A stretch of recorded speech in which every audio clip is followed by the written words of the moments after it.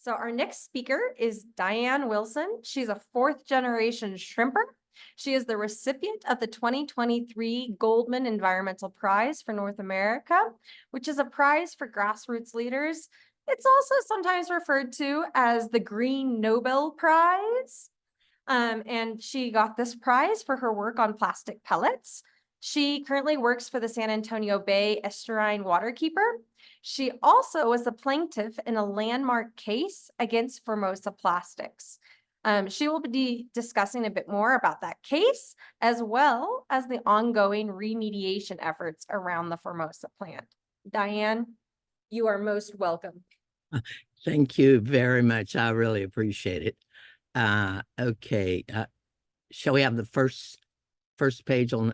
Okay, there it is. It's pretty much my story is about the plastic in Lavaca, Matagorda Bay, and all the waterways connected with it. I'm a fourth generation fisherwoman from the mid-Texas Gulf Coast. We live right on the water, and we are surrounded by chemical plants. Formosa Plastics is one of those, and it began an expansion in 1989. It was the largest plastic expansion in Texas history. And they made plastic. They previously had made PVC powder, and then they started making polyethylene, polypropylene, pellets, and powder. And I know there is a lot of the words use nurdles, but I have been working with the workers from the plants, and they all call them pellets. So excuse me if I keep saying pellets and the powder, which is the resin. And what you see in front of you during our preview before the lawsuit and after, I've probably taken over 20,000 photographs. Some of the photos in front of you are the pellets and the powder and the mixture of powder and pellets in the bays in Texas and the waterways. And on the right is was a probably that area was like 300 foot long, and it was like 8 foot wide, and it was at Formosa's stormwater outfalls. I know a lot of people are thinking of distribution and transportation, and what we found is it was the pellets coming out of the facility, and it was a 2,500 acre facility, and they had 10 stormwater discharges, and they had a 9 million gallon per day discharge in the middle of Matagorda Bay.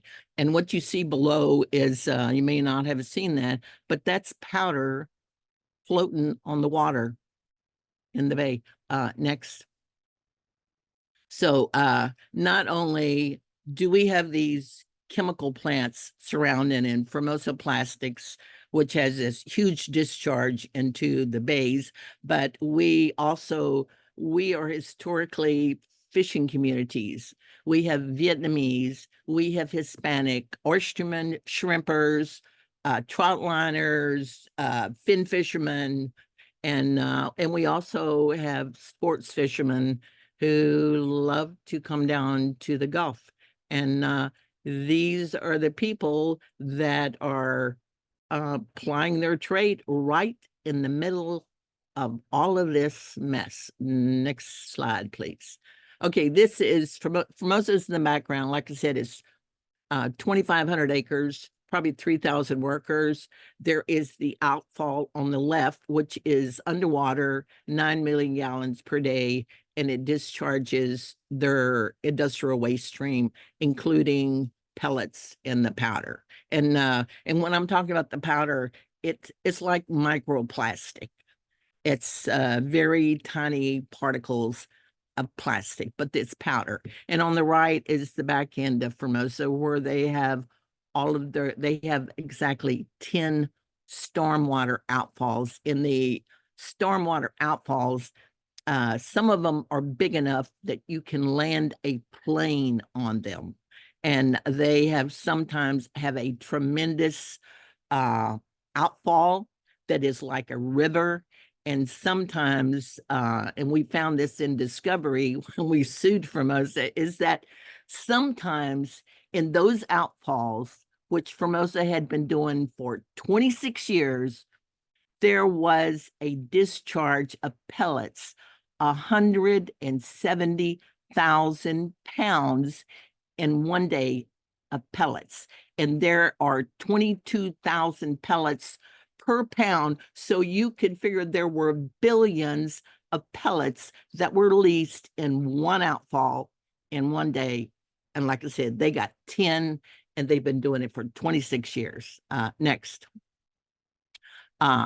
What you have there is a picture of Calhoun County. There's a couple of little towns, and then you've got Lavaca, Matagorda Bay. And those little colored places are the places we started sampling. When I say we, I'm talking about a handful of us, and predominantly they were workers in the plant because right off the bat, I've been fighting Formosa for 35 years, but it was the workers in the plants who started coming to me, specifically Formosa's, because it was a really unsafe plant and there was a lot of pollution and there was no security for their jobs. There was no help from any of the state and federal agencies, not from OSHA, not from elected officials, because the elected officials in our communities were getting contracts with Formosa. So these guys eventually came to what should have been the worst of the enemy of the plastic company. It was the local environmentalists, and they started coming to me. And so I worked with the injured workers, the exposed workers.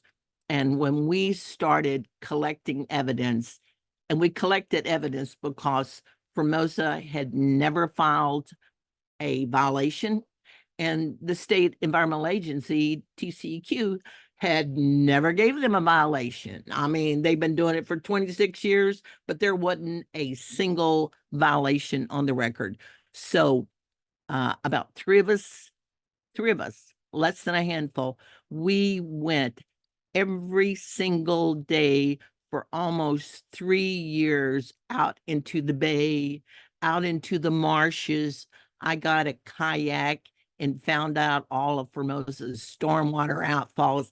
And that's how we collected the evidence, 2,500 samples. Next. And you wonder about where are all of these pellets coming from? And I know a lot of people say industry, they won't give out information on how much plastic they're losing. And the thing of it is you can tell right off the bat if a company knows how much they're losing. They will definitely know how much they're producing, but a lot of times they have not a clue about how much they are losing, because you can tell is, have they did a audit? Have they did a self-audit? And generally the answer is no. But when we started suing Formosa and started collecting pellet samples all over the bay and then their outfalls, Formosa was like, okay, guys, we gotta find out where we're losing all these pellets. So they, and I got these documents from our discovery. It's like, there were the places where they were losing pellets. It was in the units, it was in the shipping, it was in the upsets. You see that little picture right there on the bottom left? That was an upset. And it was in the SPVC unit, is a specialized PVC, and it was 5 stories high. And I got that photograph from the shift supervisor because he became so alarmed, and he said it was happening every week. It was going up 5 stories open to the environment, and they didn't report it. And so that's why I got that photograph. Next. Here again was that SPVC unit, and he was a whistleblower, and he tried to tell the his supervisors, but they fired him. And so he gave me all of the photographs. And if you're a supervisor, you can take photographs because you're supposed to be looking for problems. And what you'll see is on the bottom left, again, that was after a upset, and that was from a process upset. And so they lost all of this powder, and you can see that top bottom, I mean, on the left, on the bottom, that is the 5th floor. And if you look out, you can see it's like you're up on this high tower, but it's a SPVC unit, and the powder went up 5 stories and it was like almost 6 inches deep. And then on the top left, you can see that's what it looked like in the units where the guys were walking around. They were slushing around in this. And then on the right, this was during an upset, and they had their largest vacuum truck out there trying to vacuum all of this vinyl chloride, PVC slurry. And the truck had so much on the 3rd trip, it blew a tire because it was wiped out. And also on that bottom right is something very interesting that I don't know if many people know, because it's not just the pellets and the powder. These are part of what are in the reactors, that bottom right. And that stuff gets pulled out. Sometimes they have to use jackhammers to do it. It gets washed out, and a lot of it goes straight to the stormwater outfalls or straight to the bay. And as that shift supervisor told me, he said in these units, you not only get powder, you get pellets, you get rocks, you get boulders, and you get Volkswagens. Sometimes what you get out of them, these plastic, over-spec pieces of plastic, they're the size of Volkswagens. Next. Again, this is pellets in the stormwater outfalls. It goes straight to the creek. And here is the train next. That's a train, and that's probably 100, probably over 1,000 pounds of pellets right there. Next, this is the PVC powder pellets, and it's on the creeks, it's on the banks, it's everywhere. This is the powder that is on the vegetation. It's covering the vegetation. Next, this is one of our typical samples of pellets, and we were using pool nets to get it up. And also here are the pellets that were embedded in the roots of floating vegetation.